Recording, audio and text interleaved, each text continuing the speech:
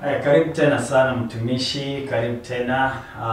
Watazamaji wanataka kujua na watataka kujua ni nani, unafanya nini, unaitwa mtumishi kwa njia gani, unaitwa mimi ndio nakuita mtumishi, wewe ndio utatuelezea.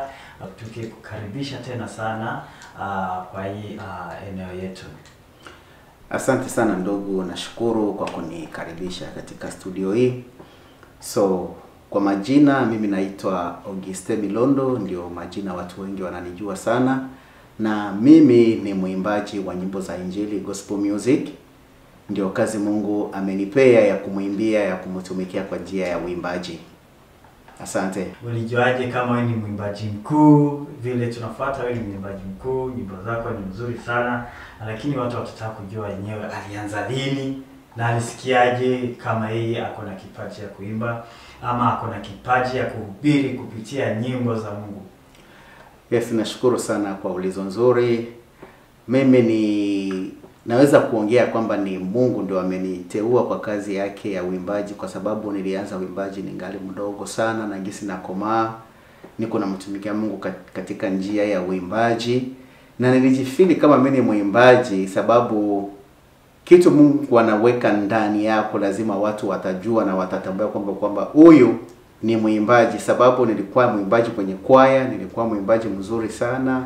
So nilikuwa nafanya nikiimba, nasikia kabisa watu wanafurahi, nikajitambua kumbe niko na gift na niko na kipaji ya uimbaji. So ndio wakati nilianza kujifeel mimi ni mwimbaji kwa kwaya, kanisani, tunaenda mikutano, tunarudi. Nilikuwa sijakuwa na hiyo opportunity ya kusema kama na mimi nianze kuimba kibinafsi, lakini nilikuwa mwimbaji bora.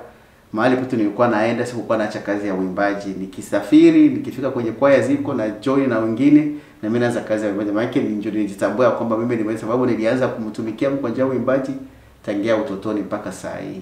Kumbuka wakati niko Kenya ndio nilianza, sasa ndio Mungu alizizirisha ndani mwangu kwa kuanza kutunga nyimbo. Niliteuliwa kwa kwaya moja hapo tulikuwa naingilia, so wakaniambia kwamba tunakuona wewe ni mwimbaji bora na uko na bidii ya uimbaji, tunataka ku create group ya session kwenda kurekodi nyimbo kwa studio, tunahitaji wewe ndio simamie gundi kwa kuanza kutunga nyimbo. So nikaambia Mungu, mimi sijui, lakini nahitaji Roho Mtakatifu anifunze, sababu yeye ndio mwalimu mkuu. So na Mungu akazizirisha ndani mwangu, walikuwa nafaa wakileta tu melody ya nyimbo mara moja naanza kutunga nyimbo hapo. So ndio nilijua kwamba niko na hiyo karama ya uimbaji na karama ya utungaji wa wimbo. So nikaanza kutunga zangu mimi mwenyewe, naleta kwa kwaya na wafundisha nyimbo tutaimba. So nikamshukuru Mungu kwa ile Roho Mtakatifu kunipea hiyo gift ya utungaji wa nyimbo. Lakini kitambo nilikuwa naimba nyimbo za wengine, lakini wakati Mungu alianza kujizisha ndani mwangu nikaanza kutunga zangu mimi mwenyewe. So kwa ufupi, wapendwa mnanisikiliza na mnanifuatilia kwa muda kama na huu, kazi ya uimbaji nilianza si kuiga kwa mtu. Nasema tena kitambo nilianza kuimba kwa kwaya sababu ni karama Mungu alinipea, na wakati nilianza kurekodi nilianza kuimba mimi mwenyewe, si kuiga kwa mtu hivyo niimbe kwa mtu fulani, niige kwa mtu fulani alafu nianze kuimba, hapana. So ni kumshukuru Mungu sababu ni Roho Mtakatifu ndio mwenyewe anaendelea kunifunza zaidi, sababu kibinafsi ninakuwa mzembe sana kwa kwanza kaa chini nianze kuandika nyimbo, niandike hapana. Niko na ile bahati sababu Roho Mtakatifu anakuwa nasikia tu melody inashuka na mimi naanza kuimba nyimbo. Alafu niko na simu na rekodi sehemu ya kwanza, sehemu ya pili, sehemu ya tatu, alafu nyimbo zinaisha. Na baada ya hapo sio kusema kama nikwenda kwa studio njoo nianze wakinipigia beat, na kwa nikisha tunga nyimbo yangu na sukumia yule producer wangu, naambia nyimbo hii nifanyie beat, ananifanyia beat kwa hiyo melody niliyompea ya nyimbo.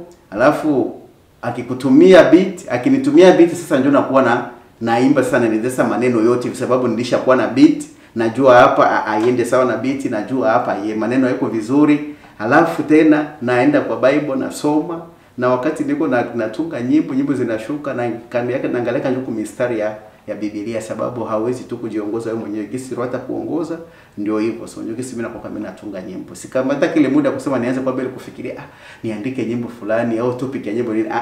Nyimbo zangu zinashuka tu na hapo mimi naanza kurekodi. Hata familia yangu na hata mke wangu anajua, sababu hiyo muda kukaa chini nianze kuandika ama niende kwa studio njoo nifanye beat nianze kuimba, hapana. Nyimbo zangu zinashuka tu mara moja na mimi naenda kwa studio, natumia producer wangu ananifanyia beat. Njugisi naongozwa hivyo kwa kazi ya Mungu.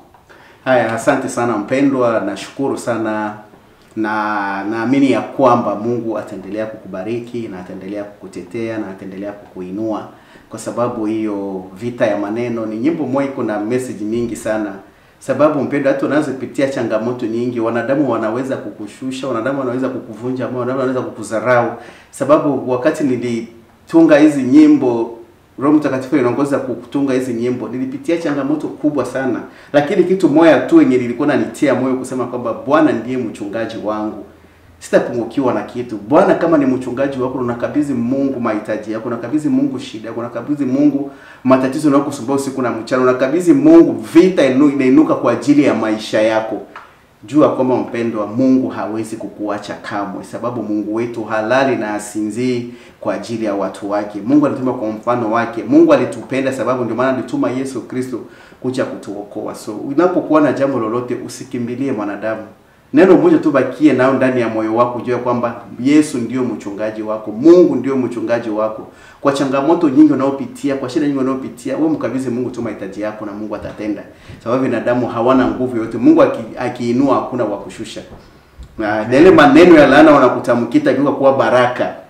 Njoo hii nyimbo vraiment Mungu aendelee kukubariki sana. Wakati unapoisikiliza itakupatia pia encourage ndani ya moyo wako, unasema aya asante basi. So jambo ambalo tunaweza kuomba tu kisi tena mwongozaji anaongea ile kunisupport tu, sio kusema kama hivi nitakwambia mpendo au nitumie madola nifanye hivi, hapana. Ile tukuonyesha moyo wa upendo tu, ile kushare na kusubscribe na kulike na kupatia wengine, kuwatumia na kwenda kule kwa channel tu naandika tu ile jina ya Augustine Milondo. So itakuwa ni support kubwa sana yenyewe, utanisaidia katika hii safari niko muona hii ministry niko nafanya, sababu kazi bila watu hiyo kazi haiwezi enda mahali. Lakini kia msingi sana tu ni kushikana mkono katika kazi ya Mungu, na Mungu atakubariki aweze kukuacha bure. Na mbarikiwe sana na Bwana. Amen. Nilishafuka zamani, sio lekosa